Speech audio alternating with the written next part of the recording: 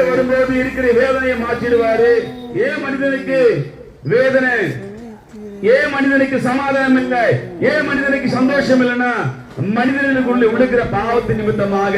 மனிதனுக்கு பாவம் இருந்தா பாருங்க, அக்கிரம் இருந்தா சந்தோஷமா இருக்க முடியாதுங்க. அந்த பாவம் அக்கிரம் மனிதன் அழைத்து கொண்டு இருக்கும், சந்தோஷமா வாழ முடியாது. ஆனா இந்த பாவத்தை யார் விடுதலை தருவார்?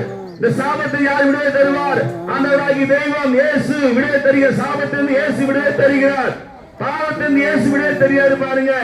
ஆமாங்க, பாவம் செஞ்சா அக்கிரமம் செஞ்சுட்டா அப்படியே துக்கிட்டு அதையே நினைச்சு மனிதன் அப்படியே புலம்பிக் கொண்டே இருப்பான். ஆனா ஒரு தெய்வம் பாவத்தை மாற்றுகிறவர், பாவத்தை ஏற்றுக்கொண்டவர் ஒரு தெய்வம் இருக்கிறார், இயேசு.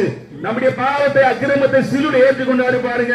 நம்ம மேல் அன்பு கூர்ந்து நீங்கள் நானும் பாவம் செய்து மண்ணோடு மண் போகக்கூடாது என்பதற்காக பாவத்தை அவர் ஏற்றுக்கொண்டாரு பாருங்க. முழு உலகில் இருக்கிற எல்லா மனிதனுடைய பாவத்தை இயேசு ஏற்றுக்கொண்டு புது வாழ்வு பெறும்படியாய், நித்திய வாழ்வு பெறும்படியாய் இந்த பூமியில ஆண்டவராகி தெய்வத்தை ஏற்றுக்கொள்ளும் போது பாவ சாபம் மன்னித்து நல்ல வாழ்வு தர பாருங்க. பூமியில சமாதான வாழ்வு, சந்தோஷம். ஆனா எவ்வளவு நாள் பூமியில வாழ்ந்தே போறோம்?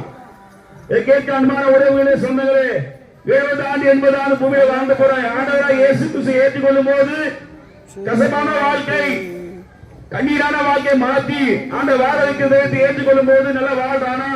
70 ஆண்டு 80 ஆண்டு முடிந்த பிறகு மனிதனுடைய முடிவு என்ன? நான் அறிவிக்கிற மெய்தேயமாக ஆண்டவராக இயேசு கிறிஸ்து ஏற்றுக்கொள்ளும் போது நித்திய வாழ்வு, மோட்ச வாழ்வு. இந்த கேட்கிற அன்பான சகோதரர்களே, சகோதரிகளே, தாய்மார்கள், தகப்பன்மார்களே, 100 கோடி பணம் இருந்தாலும் மோட்ச வாழ்வு செல்ல முடியாது. 1000 கோடி லட்சம் கோடி பணம் இருந்தாலும் மோட்ச வாழ்வு, பாடுகை வாழ்வு செல்ல முடியாது. நாங்கள் அறிவிக்கிற மெய்தேயமாகி ஆண்டவராக இயேசு கிறிஸ்துவை ஏற்றுக்கொள்ளும் போது மாத்திரம் தாங்க. இயேசு எனக்காக சாபமானார், என் பாவத்தை ஏற்றுக்கொண்டார். யாரெல்லாம் நம்புகிறோமோ, யாரெல்லாம் அவர் ஏற்றுக்கொண்டு அவர் தான் நித்திய வாழ்வு. ஆமாங்க, ரொம்ப ஈஸியா ஆண்டவர் மீட்பை உண்டு பண்ணி வைக்கிறார் பாருங்க. ரொம்ப ஈஸியா தன் வாயினால அறிக்கை பண்ணா போதுங்க. நமக்காக ஆண்டவர் ரத்தம் சிந்தினார், இயேசு எனக்காக ரத்தம் சிந்தினார் சொல்லி முழு மனதோடு நம்பினா போதுங்க. அது எவ்வளவு பெரிய பாவம் இருந்தாலும், எவ்வளவு பெரிய சாபம் இருந்தாலும் இயேசு மாற்ற வல்லவரா இருக்கு. ஏன் தெரியுங்களா? இயேசு ஏற்றி கொண்டிருக்கிறாருங்க. ஆமா, நம்ம சாபத்தை, பாவத்தை, அக்கிரமத்தை இயேசு ஏற்றி கொண்டிருக்கிறார். அறிக்கையிட்டா போதும், ஆண்டவராகி தெய்வம் தன் பிள்ளையாக வாரி அணைத்துக் கொள்ள நல்லவராக இருக்கிறார். நான் சொல்லிக் கொடுத்த தெய்வம் ஜீவனோடு இருக்கிறாருங்க. நிஜமா இயேசு ஜீவனோடு இருக்கிறார். அந்த ஜீவனுள்ள தெய்வம் உங்களை அதிகமா நேசிக்கிறார் பாருங்க. அந்த நேசமுள்ள தெய்வம் உங்களை அதிகமா நேசிக்கிறாருங்க, உங்களை அழைக்கிறாருங்க. இந்த வாழ வேலை அன்புறவுகளே, சொந்தங்களே, ஆண்டவராகி இயேசு உங்களை அழைக்கிறார். ஆமா, உங்களை அழைக்கிறாருங்க.